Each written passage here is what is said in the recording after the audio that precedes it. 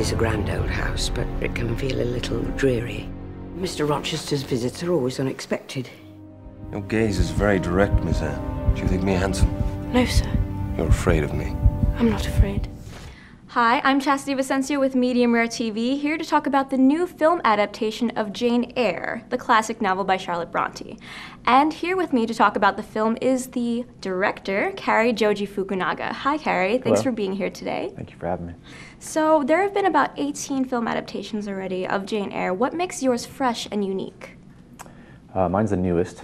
Yes. Sort of hot off the presses. I don't know. I actually have only seen the complete version of Orson Welles and John Fontaine's interpretation of the film, Bob Stevens' 1944 version. Right. I haven't really seen any of the other ones, so I couldn't really do much comparisons. What I do know about the other ones is that there was less often a sort of approach to keep the film in the pre-Gothic atmosphere. Often it was sort of adapted to be more of a romance story rather than the sort of the darker elements of it. And I think in this particular case, we just wanted to make something that was closer to that dark fireside viewing, or reading of the book. Something that would give you chills in the night. Oh, I did notice that. I noticed it was much darker and spookier than I'd seen in previous adaptations. What motivated you to make it so much more haunting? I think it's authenticity. It's being more faithful, I think, to the text. I think both Charlotte and Emily were obsessed with that sort of isolation, that gloom. If you see where they grew up in this parsonage surrounded in a cemetery, and you can understand, that death was constantly around them, and this idea of mortality and about what life could be and what your horizons were, what your capacity for achievement was in life. Those are all things that I feel like have as much to do with a normal drama as they do with being Gothic and being suspenseful. Right.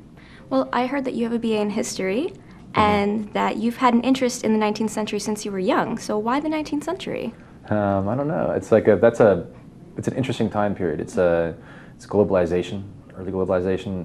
It's the beginning, really, I think, of what are modern times. It was the beginning of the first inklings of women's rights and slavery was ending, and all kinds of things were happening around the world. I don't know why. Tell me, am I justified in overleaping an obstacle of custom to attain her? There is an obstacle. A mere conventional impediment. But what can it be? If you cherish an affection, sir, then fortune alone cannot impede you. Yes.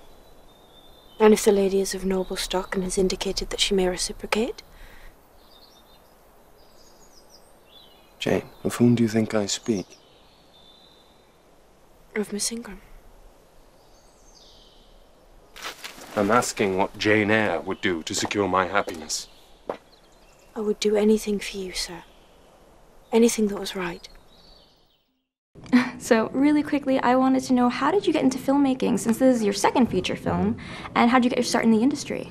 I started off from the bottom. I just started crewing first. Started working in the Bay Area, actually, as a grip electric, and then I moved down to LA, started ACing, and then once I kind of got the lay of the land on the crew, I decided I wanted to go to film school to make my own films, and so I went to NYU, made some short films, and those short films did well, and then I wrote some features, and I made Sing Nombre, and then I made Jane Eyre, and then who knows what's next. Well, great. Do you know what's next? What are you working on next? A vacation. I think that's what's next. That's the main thing, just to do nothing for a while and just sort of like figure out what kind of story I want to tell next. That sounds great. Well, thank you for speaking with me today. Thank you. And thank you for watching. For Medium Rare TV, I'm Chastity Vicencio. Floating gently in the stream of life, unaware of the rocks ahead waiting to dash you to pieces. Do you think that because I am poor, obscure, plain and little, that I am soulless and heartless? Jane! Jane!